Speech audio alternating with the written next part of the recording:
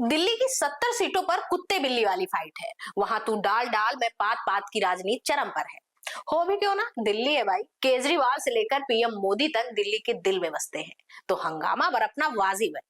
मगर यूपी की भी एक खाली विधानसभा सीट पर चुनाव की नौबत आन पड़ी है। ना इस सीट पर जीतने से सरकार बनेगी और ना बिगड़ेगी, मगर महज एक सीट सीएम योगी से लेकर विरोधियों तक की नाक का बाल बन गई। मौजूदा वक्त में ये सीट समाजवादी पार्टी के खेमे की शोभा बढ़ा रही, मगर बीजेपी है कि इस सीट को जीतने के लिए प्राण लगाए दे रही। अब तक तो आपने गेस कर ही लिया होगा कि हम मिल्कीपुर की बात कर रहे हैं। नमस्कार, मैं हेमा श्रीवास्तव, आप देख रहे हैं यूनाइटेड भारत। यूपी में हाल ही में बाई इलेक्शन हुई। सबकी निगाहें आखिरी तक मिल्कीपुर पर टिकी रही, जहां के विधायक अवधेश प्रसाद अब अयोध्या के माननीय सांसद हैं। मिल्कीपुर में 2022 में समाजवादी पार्टी का परचम लहराने वाले अवधेश प्रसाद ऐसे वक्त में अयोध्या के सांसद बने जब बीजेपी राम मंदिर के सपने को साकार कर अयोध्या को अपना मान चुकी थी। मगर राम भक्त वोटरों ने बीजेपी को एक एक वोट को तरसा दिया। ईवीएम का पिटारा खुला तो खुलासा हुआ कि कमल का बटन दबाने वालों से ज्यादा वोटर साइकिल को पैडल मारा है।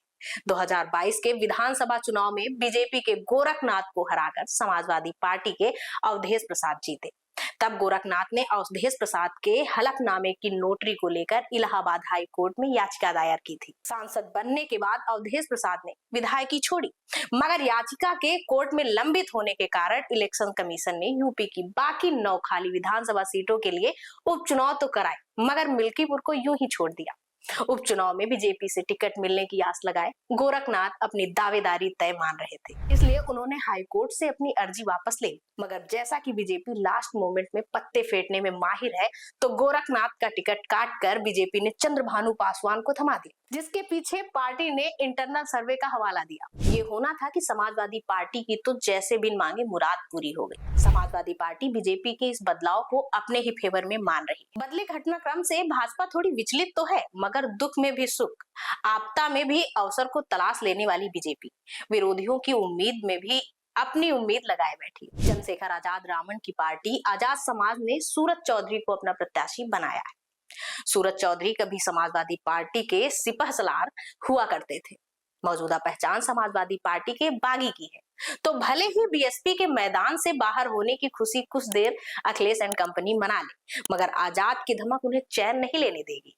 और बीजेपी वो तो ये मानकर चल रही है कि आजाद और अखिलेश के सिपहसालार आपस में टकराएंगे और बीजेपी की राह आसान बनाएंगे। लेकिन सपा है कि इससे इत्तेफाक नहीं रखती। उसका दावा है कि समझदार मतदाता भाजपा को हराने में सक्षम प्रत्याशी को ही वोट देंगे और वह सपा का प्रत्याशी ही होगा। कि निष्पक्ष चुनाव होगा तो ऐतिहासिक जीत समाजवादी पार्टी की होने जा रही है। वहीं मिल्कीपुर के पास्ट हो चुके अवधेश प्रसाद की माने तो बीजेपी के प्रति इतनी एंटी इंकम्बेंसी है कि जितनी बार मुख्यमंत्री इस क्षेत्र में आएंगे, भाजपा के वोट उतने ही कम हो जाएंगे। और दहशत है, क्योंकि वो जिस संसदीय क्षेत्र से हम जीते हैं वो मिल्कीपुर उसका पार्ट है, पार्ट एंड पार्सल, तो इसलिए दहशत में है। और दहशत का ही नतीजा है कि माननीय मुख्यमंत्री 7 बार आ गए, उनके मंत्री लोग 16 मंत्री रुके हैं 3 महीना से।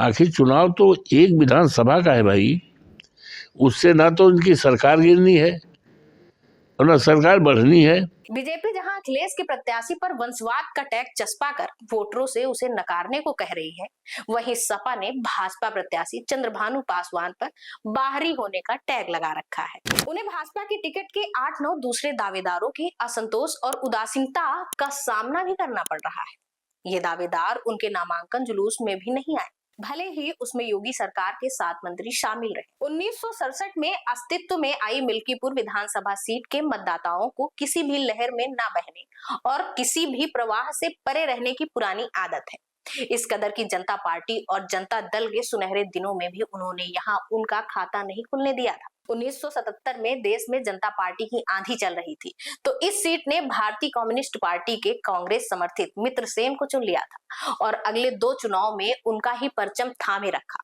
2012 में इसे अनुसूचित जातियों के लिए आरक्षित कर दिया गया, तो सपा के अवधेश प्रसाद ने बाजी मारी और अगला चुनाव भाजपा ने बाबा गोरखनाथ के हाथों गंवाने के बाद 2022 में वे फिर जीते।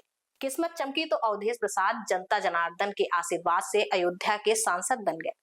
विधायक से सांसद बनते ही अवधेश प्रसाद ने सीट छोड़ी तो मिल्कीपुर में फिर चुनाव की बारी। देखना दिलचस्प रहेगा कि इस दफा क्या बीजेपी कमल खिलाने में कामयाब रहेगी या साइकिल एक बार फिर रेस में आगे निकल जाएगी।